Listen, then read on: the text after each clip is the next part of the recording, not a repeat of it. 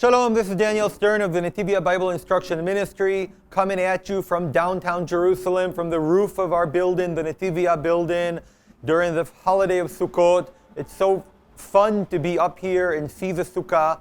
In the background, you might hear some noise from the March of Flags, the Jerusalem March that happens every year and celebrates Jerusalem and celebrates this holiday.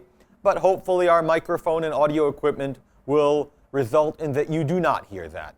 But I can hear it and it's pleasant in the background, although I know that there'll be a lot of traffic when I try to get home in a few hours. So maybe I'll work late today. Anyways, I have a lot to tell you, which is why, unlike usually, I wrote down some stuff for myself, some pointers. I wanted to start with talking about Lebanon. In Lebanon, there's obviously a lot going on in the last month. You know, we killed Nasrallah, we killed a whole bunch of other people, we're bombing strategic assets. Last night, the IDF spokesperson gave a report that the IDF, the Air Force, was going to bomb financial assets of the Hizballah and warned any civilians living near financial assets to vacate the area for their own protection. This is, of course, risks the Hizballah moving whatever we would like to bomb from the places, but that's a risk that Israel takes because the world is pressuring Israel to act in a stupid way, not in a way that would cause victory, but in a way that protects non-involved, non-combatant, innocent people. But in fact, it delays the war, and it's been happening all year. International pressure for Israel to act stupid. Oh well, that's, I guess, what Israel has decided to do for the most part. Knocking on roofs, which is sending little noise-making bombs that don't destroy anything to warn people to get away, and so on and so forth. Don't have to go into all of that now. It's not the point of this video. In this video, except for minor reports about other stuff, the main focus is going to be about UNIFIL. UNIFIL is the United Nations force in Lebanon, the peacekeeping force that was appointed, I believe, in 1978, but maybe it was 1982, and have been around as observers until the end of the Second Lebanon War in 2006, at which point UN Resolution 1701, which had many parts to it, but one of the major parts was that the Hizballah was to stay out of southern Lebanon, north of the Litani River, and also gave UNIFIL the limited authority to detain and arrest and stop Hizballah terrorists from continuing terrorist activity. That sounds great, except that that's not what happened. For the last 18 years, since 2006, UNIFIL has, as testified by Hizballah operatives that were recently captured, they paid UNIFIL to use their bases. In addition, they hacked into the UNIFIL border cameras and used that information to harm and hurt the army, the IDF.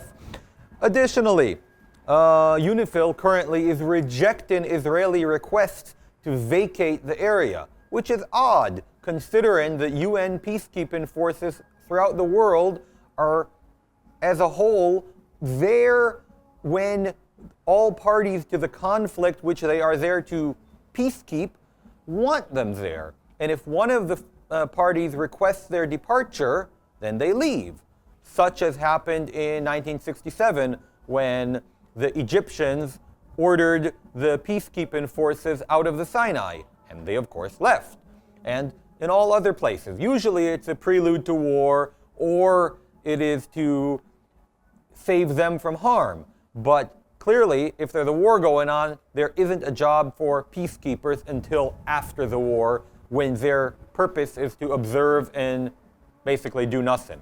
But in this case, their purpose was to observe and also to stop the terrorists from taking part in terrorist activities. And unfortunately, they are conspirators and have been, as I mentioned earlier, paid by the Hizballah to use their bases. And now they, of course, are claiming that the IDF in the current situation is endangering them. But the truth is that the Hizballah has set up within and adjacent to their bases, has fired rockets from adjacent to their bases, which obviously might require IDF retaliation to stop the rocket fires. But more than that, many of the Hizballah rockets fail to launch properly, and that too can endanger the UNIFIL forces. But the UNIFIL is refusing to depart. This was stated a few days ago by the UN Secretary General, who is a known anti-Semite. There are photos of him with Yasser Arafat. They're good friends. But in any case, he is rejecting the request by Israel to vacate the territory. And it wouldn't, let's say that in all likelihood, one of the reasons that they're rejecting this request is because they need to cover up the 18 years of cooperation between them and the terrorists. So they are unwilling to leave the place and allow Israel to properly figure out what's happening. Additionally, this was just a wonderful report. I have to tell you this. UNIFIL has commented on the IDF finding Hizballah terror tunnels right next to UNIFIL bases in southern Lebanon. They say they knew about the tunnels, but aren't allowed to conduct searches on private territory. Good job, UNIFIL. You're so useful. You're about as useful, well, I can't think of a proper analogy, but you're useless. Anyways, the tunnel's full of explosives located next to the UNIFIL bases. Yeah, that's about that. That is UNIFIL, basically useless. Now, with that in mind, I just read a recent report by 4 unnamed sources, 2 Israeli, 2 American, and in the same report it says that all the official sources declined to respond, the official sources being Israeli embassies, Lebanese embassies, the White House, the State Department. Anyone who would actually know anything has declined to respond, so take it with a grain of salt. But these unnamed sources claim that that Israel has passed along to the U.S. their demands or their necessary actions in order to end the current hostile situation / war in Lebanon. And the two that were mentioned are freedom of use of the Lebanese airspace by the IAF, the Israel Air Force, and what's called active enforcement by the IDF to keep Hizballah from southern Lebanon. And, this is what's happening right now, of course. But in the report, it says that the Lebanon, Hizballah, and the international community will most likely reject those demands. Oh well, obviously I hope that we keep doing what needs to be done and hurting the Hizballah and all the other Iranian proxies. Additionally, one final thing about Lebanon before we move on. The Lebanese Prime Minister and I believe also the Speaker of Parliament the Prime Minister said that the UN Resolution 1701 needs to be re-implemented and new agreements can be reached about it. I mentioned it earlier. That's the one that keeps South Lebanon without weapons and the Hizballah north of the Litani River. And the Speaker of Parliament, more interesting, said that he is empowered to speak for Hizballah and that they will agree to it. Now, take that too with a grain of salt, because for the last year, people on the Israeli left have been demanding that Prime Minister Netanyahu sign an agreement, reach an agreement, continue to an agreement to return hostages, and that he's being obstinate for the sake of his political career, blah, blah, blah, blah. But the truth of the matter is there's no one to sign with. Hamas, even at the height of their power, did not have all the hostages, did not know where the hostages were, have no interest in a peace treaty, broke the last hostage deal, let alone all the previous peace treaties. So demanding that Israel sign a deal, well, they can sign a deal with a can of tuna, but that won't make anything happen. So likewise, the fact that the Lebanese Speaker of Parliament says that he's empowered to speak for the Hizballah doesn't make it so, and doesn't mean the Hizballah will do anything that is agreed upon. And I said that that was the final thing, but I'll add one tiny more. The U.S. Representative Amos Hochstein, the one who brought a terrible, terrible agreement between the previous government of Israel and the Lebanese government over economic waters, gas, natural gas in the waters that supposedly would cause peace in the Middle East, and that the Hizballah wouldn't attack us because if they did, then we would attack the gas, blah, blah, blah, useless deal where Israel gave everything and got nothing in return. Well, he's back. So he's going to try to make a peace agreement. Hurrah! All right, that's enough about Lebanon. Let's move on. What more do we have to talk about today? Well, in the Gaza Strip, there's a little going on. I saw recent reports on a few Israeli channels that hundreds of Hamas members in the northern Gaza town of Jabalia and farther north are surrendering after Sinwar's death. And this is after Israel gave them an ultimatum of surrender or die. Then I also heard reports that the majority of those surrendering, quote unquote surrendering, are not Hamas operatives at all and are the uninvolved non-combatants, blah, blah, blah, whatever that term even means, since everyone in Gaza pretty much is in favor of the Hamas and will support everything Hamas does and supports terrorism and hates Israel and so on and so forth. But again, on the Gaza Strip, I also heard that the CEO of Israeli company called SodaStream, which many of you know, it's the things that you put in gas bottles, gas balloons, and they turn your water into soda, is offering $100,000 for any hostage return to any person in the Gaza Strip that helps free hostages. And Israel itself said that anyone who helps with hostages will be safe and be allowed to leave and whatever, you know.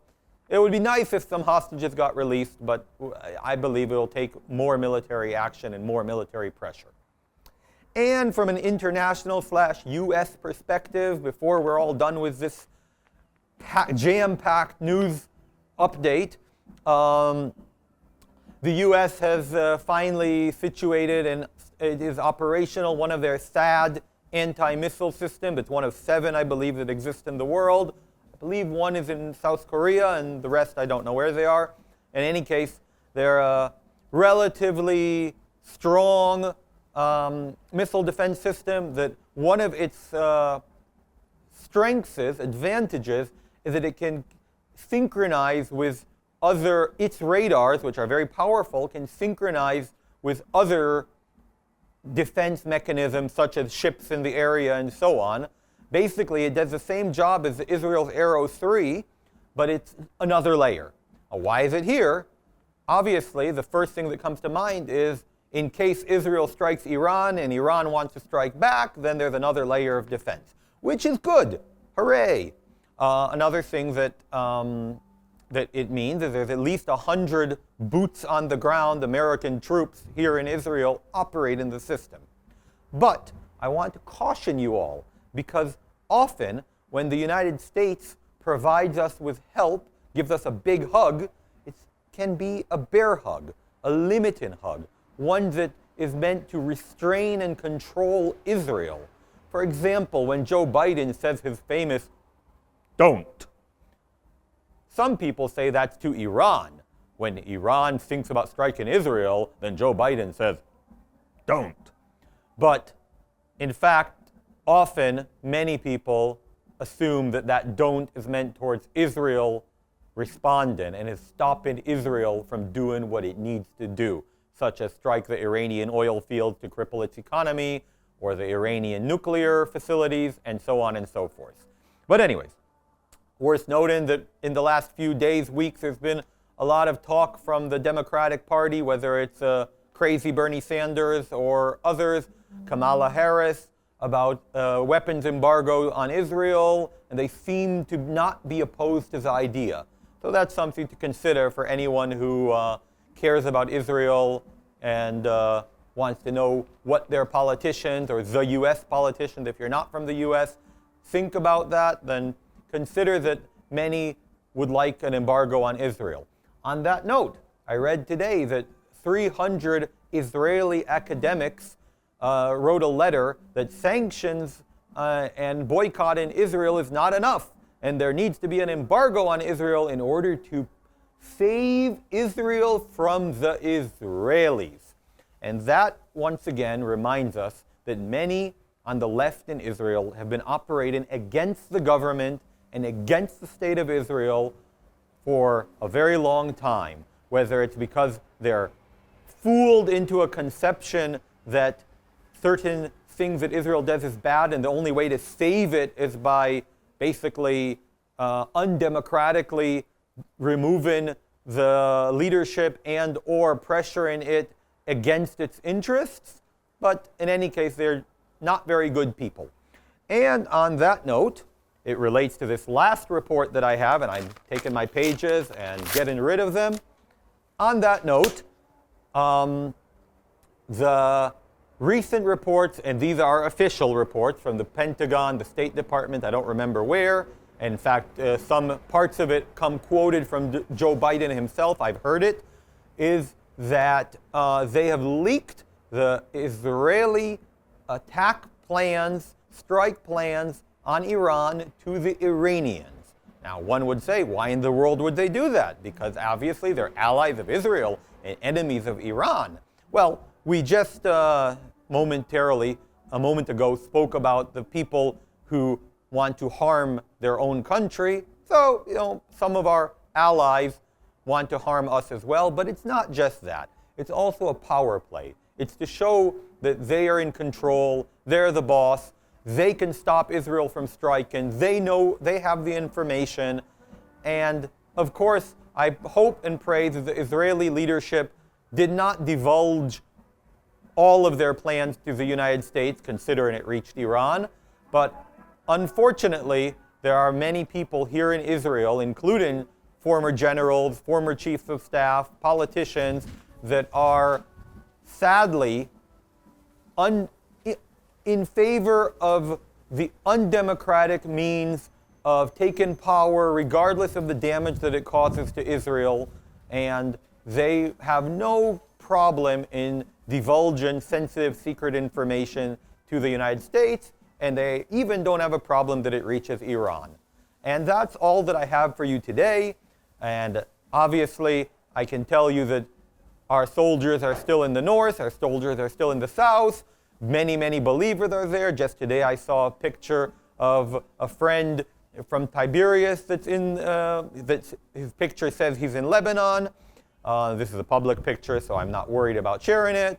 There are more people. I personally know people who have been in Lebanon for quite a while now, and I would like to ask you, as always, to pray protection on our troops, to share the news, to consider supporting Israel in any way that you can, politically, prayerfully, in any other way. And last but not least, I did a new thing with my beard. Do you like it? Tell me in the comments. God bless you all.